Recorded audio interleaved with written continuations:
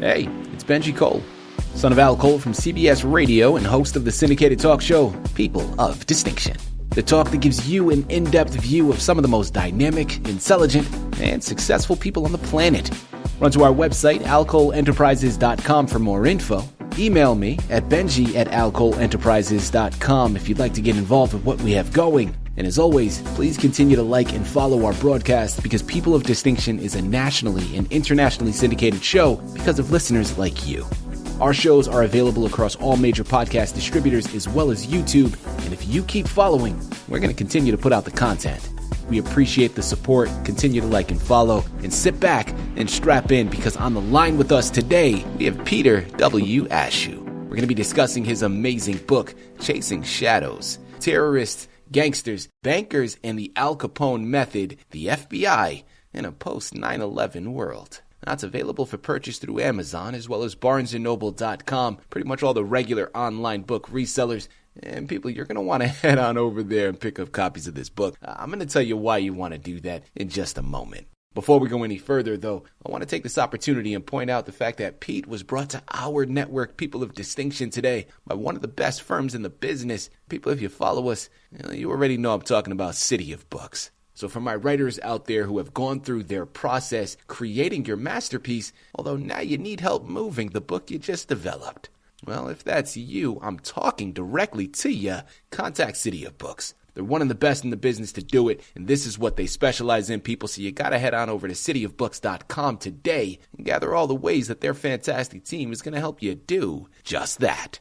And listen, as I promised, it is an absolute pleasure to have Peter here on the line. You're going to want to pick up copies of this book. Right there in the subtitle, you got an idea of what we're discussing today. But people, I promise you, an idea is all you got. If we didn't have Pete here to discuss it, you wouldn't believe half the things we're about to go into. Peter is an ex-FBI agent. Get ready to uncover the secrets behind his gripping book based on real-life experiences in the FBI. Sit back, strap in, and make sure you're ready for this journey. And I promise you, by the time we've concluded today, you're going to add this book to your shelf because you're going to realize how gripping of a narrative this truly is. Pete, first and foremost, man, welcome to People of Distinction, and thank you very much for being a guest. How are you doing today, sir?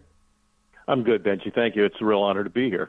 Well, listen, the honor is all ours, Pete. I really do mean this, man. It's not every day we get to talk to a former FBI agent. I mean, that's exciting in and of itself. But given the narrative, man, this is something very compelling. Pete, before we go into the book, let's start off by learning a little bit more about yourself. Yes, you were a former FBI agent, but Peter Ashooh is so much more than just that title. Tell us a little bit more about yourself, man. All right. Well, I was born in New York City, only lived there for a year. My father was also an FBI agent. So he was assigned to the New York office, and we were transferred almost immediately to California. Spent a year there. My father was in language school there, and then we moved to Northern Virginia, which is where I grew up. I attended the College of William and Mary in Williamsburg, Virginia, and then pretty much right away joined the FBI in 1979. That tells you how long ago that was. I'm aging myself quite a bit. I started with the FBI as an intelligence analyst. There's an age requirement to become an FBI agent. So I did 5 years as an intelligence analyst and then passed the exam for the FBI Academy in 1984, and then was transferred to my first office in New Orleans with my then new wife. Worked there for 5 years, mostly organized crime, which also tends to color how I investigated terrorism. And that's kind of what a lot of the book is about. That's why it's about gangsters and bankers as well. So after 5 years in New Orleans, working organized crime in the mafia families down there, I was transferred to the Newark division. So I was in a satellite office in northern New Jersey. If anybody's ever watched The Sopranos, that was my territory. As a matter of fact, watching The Sopranos, I would actually see places that I actually conducted investigations or surveillances. It was really kind of interesting for me. So the real mafia family up there is called the DeCavalcanti family, as opposed to the Sopranos, which is a made-up name. So I spent 8 years there working. As it turned out, there were a lot of other groups besides just the Italian mafia that were involved in racketeering enterprises, including Middle Eastern groups. In Paterson, New Jersey, there's a large Middle Eastern community, which later on we found out also hosted the 9/11 hijackers. So that it always keeps coming back full circle. Wow. And so, I spent 8 years there working originally organized crime, but most of the groups we were looking at towards the end were Middle Eastern racketeers, so to speak, who were involved in bank fraud, alien smuggling, counterfeiting, which also led me to start working with a lot of other agencies, such as if you work in counterfeiting, you work with Secret Service. I worked very closely with a lot of the local police departments. I work with IRS very closely because of money laundering issues. So I made some very, very close friends with people from other agencies. And a lot of them are mentioned in the book.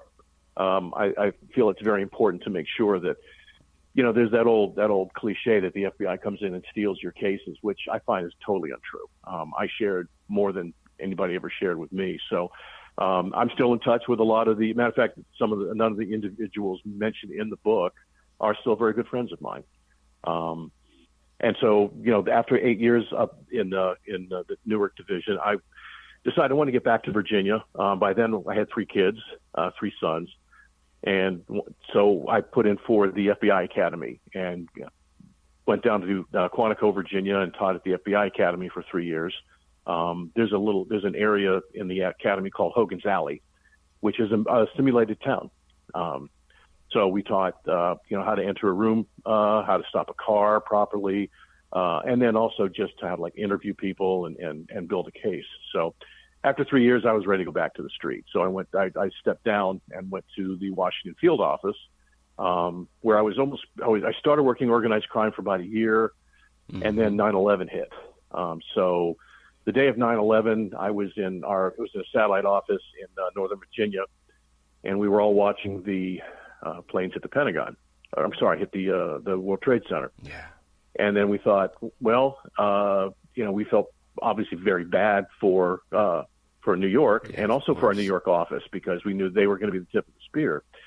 But then, after we watched both planes hit the World Trade Center, I had to move on. So I had to head into Washington to interview an attorney, and I saw the plane hit the Pentagon. It was just, I saw this plane diving down towards the trees, and it's like going in the wrong direction to be landing at Reagan International Airport. So I thought, okay. Then I saw a large, really a sort of mushroom cloud rising up above the trees as I'm heading into D.C. because Route 66 that goes into Washington is very twisty, and there's a lot of high-rise buildings and a lot of trees and things like that. And so as I came around the national memorials there was the Pentagon. It looked like Mount St. Helens. It was on fire. There was black and white smoke pouring out of it. So that's when I went. I waited in the National Cemetery there for a few minutes, listening to the radio, trying to figure out what to do. So eventually, to shorten that story a little bit, I ended up on the front porch of the Attorney General's office for 3 or 4 hours, waiting for him to show up to guard him, and he never showed up. So we ended up back in the Washington field office, and ended up again being assigned to head back over to the Pentagon. But by then it was getting kind of late, and they'd kind of held off things. So I was then assigned to a terrorism squad, which I was an organized crime guy at the time. And so those of us that were thrown from the criminal side over to the terrorism side, started doing the actual investigation. The terrorism folks are kind of used to collecting intelligence. We were used to collecting evidence. So that's when we started investigating the hijackers for Flight 77. So Flight 77 was the one that hit the Pentagon. The individuals that were the hijackers, it turned out, going through the rubble, et cetera, they all had Virginia driver's licenses, which started giving us some leads. So again, we were looking at, as one of the chapters is we were investigating dead guys. But the question was is there going to be another wave? And so we started looking at if all of the hijackers had the same address on their driver's licenses. And so I figured, well, maybe if there are other hijackers out there, then they might have driver's licenses with the same address. So we did a reverse lookup and looking for people with that same address. It was mostly a Hispanic community, but there were several Middle Eastern names on there. So we started diving into those. And it turned out one of those individuals found out we were investigating him, and he turned himself into the FBI up in Connecticut. And it turned out he had known several of the hijackers. He didn't know that they were hijackers when he knew them, so he turned himself into the FBI up in Connecticut. I had to go up and interview him, and it turned out that he had helped them find an apartment, helped them get their driver's licenses, but I think he was unwitting. But again, one of the chapters is titled an unwilling witness, and so he was a reluctant witness. I'm sorry. So it was a lot of difficulties because everyone found out that this guy knew the hijackers. Everybody wanted to interview him. Everybody wanted to grab him. Everybody wanted to accuse him of being, complicit. I never thought that he was. I thought that he was just an unwitting dupe, really, that just was trying to help these guys out. Right. He was from Jordan, but had lived in Saudi Arabia. The hijackers were Saudis, so he kind of struck up a conversation with them at the local mosque, and just offered to help them out because they were to settle in the area. So after a while, we were able to identify an apartment where the hijackers lived in Northern Virginia, and just be able to trace their movements in Northern Virginia before they got on the plane and crashed it into the Pentagon. So that kind of led me my reward for that was to be assigned to a terrorism squad. So I was already looking at a Middle Eastern criminal organization in Northern Virginia that, as it turned out, they owned a butcher shop where some of the hijackers had bought meat, which is another extreme coincidence. And that led us into sort of a combination of a drug investigation with possibilities of terrorism. So that started jumping off into all these other investigations. And again, the title is, terrorists, gangsters, and bankers. So one of the investigations was another group of individuals that were, one of my informants had said that they were becoming radicalized. But of course, you have to be very careful. I mean, someone can have radical beliefs. It doesn't mean they're going to be a terrorist necessarily. Right. But at the time, they were trying to smuggle aliens into the U.S. from the Middle East. They were also involved in like visa fraud and other criminal activities. So really, in the end, they were trying. I mean, one of them even had said he was going to sell. They sold guns to my source. They were trying to get illegal visas to come into the country. So that became a whole other investigation. But we never really were able to get the terrorism charges. What happened was we went after them for the criminal charges, the gun trafficking and the visa fraud, et cetera. And again, because I was working visa fraud, I was working with the Homeland Security because of the visas and the State Department. Because of the guns, I worked a little bit with ATF. So again, we had to bring in a lot of other agencies, and I brought them in because I thought it was the right thing to do, not because I really had to. I just thought it was better to work with those agencies and give them a shot too. So yeah. But over time, these cases evolved into money laundering, trafficking, and believe it or not, money coming in from overseas to car dealers here in the United States. And the car dealers were Middle Eastern. A lot of them from Lebanon. That was interesting for me because, all my grandparents came from Lebanon. So that was kind of interesting for me. Most of my sources were Lebanese. So, yeah. What they were doing is they were laundering money from Hezbollah and Hamas, which is very pertinent right now, obviously, right, considering what's going on overseas. So the cars would come in, or the money would come in from overseas into the accounts of these car dealers. And a lot of them had other businesses, but they were also exporting cars overseas, used cars. And so the money would come in, they would buy the cars at auto auctions and ship them either to West Africa. Usually these were the kind of the lower end cars, or the higher end cars would go to the port of Beirut. Now, originally we thought that this was right in the middle of the war in Iraq. And there were obviously a lot of American made vehicles being used as car bombs over in Iraq. So we thought some of these vehicles were being sent over there to be made into car bombs, but it really turned out that most of the cars were just being shipped because they were the money. It was a money laundering for terrorist organizations. So that's what we began to pursue. The money was coming in from banks and currency exchange houses in Lebanon, in Beirut. So that's how we began to trace the money. Mm-hmm. As it turned out, DEA was looking at Middle Eastern drug trafficking coming from South America to Africa, and all the money was being commingled in the same banks and exchange houses that the FBI was looking at. So we ended up working with DEA on this. And so that's where the bankers come in, because we were looking at banks in Beirut and currency exchange houses that were clearly attached to both drug trafficking and it looks like money laundering for terrorism. That's where the bankers comes in. And eventually we started working with the Treasury Department, the Office of Foreign Asset Control, OFAC, and we shared information with them, and we were able to use designations to shut down a lot of those banks and currency exchange houses in Lebanon. But like anything else, it's playing whack-a-mole. You shut one bank down, they just open up another one. Yeah. And that's a dilemma for working, either whether it's organized crime or terrorism. Now, again, the term Al Capone method is kind of something I coined, just meaning that, Al Capone was a gangster in Chicago in the 1920s. And I mean, he was involved in just about every criminal activity you can think of.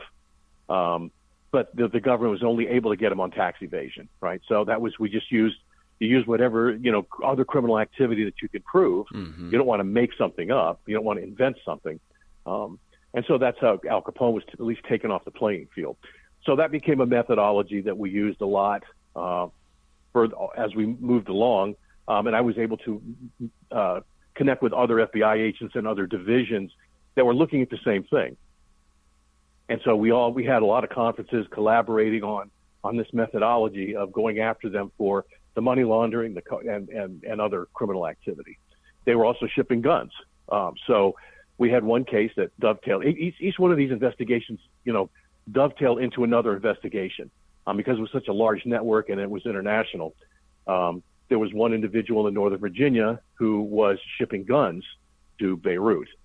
And so another human source who had worked for this guy for a while in the shipping business volunteered to help, and we were able to smuggle. These were inert. Well, what happened was he wanted to make some money, and he asked the source if the source wanted to ship some guns overseas, and the source said sure. So we were able to get a whole shipment of inert weapons and other military equipment that was all inert. And then just as he was going to hide the weapons inside junk cars and then ship them over to the port of Beirut. Of course, we had to wait till the very end when he hid the weapons in the containers, shipping containers, in among a bunch of junk cars. And we had to wait for them to seal it up before we could go in and arrest, because that's when the act was completely, the criminal act was completed. Right. So a lot of this is waiting and, trying to get a case that was actually prosecutable without, again, entrapping somebody. They had to actually commit the crime, but only to the point where we could prove it without something bad happening, in other words. Mm-hmm. Right after 9/11, before 9/11, we were, the FBI was known mostly for coming in after terrorist bombing, such as the Cole bombing, the bombings in Africa, the embassies in Africa. We would come in and do the crime scene and identify the individuals who committed the crime and then arrest them. After 9/11, we were pretty much told, we've got to start preventing terrorist acts. And that's the tough part. You need to be able to prove the crime without entrapping someone. So it's sort of a damned if you do, damned if you don't situation, where you don't want to be accused of entrapping someone. You don't want to entrap someone. So it's very difficult to build a case, especially like if someone wants to build a bomb and blow something up. We have to be able to stop them before they do, or provide them with something inert. But is that a crime? So that's if someone believes that they're really going to blow something up and we give them an inert bomb and we arrest them after they push the button, that is a violation. But we have to wait till the very end. It's very, very difficult for a balance, again, between civil liberties and law and justice.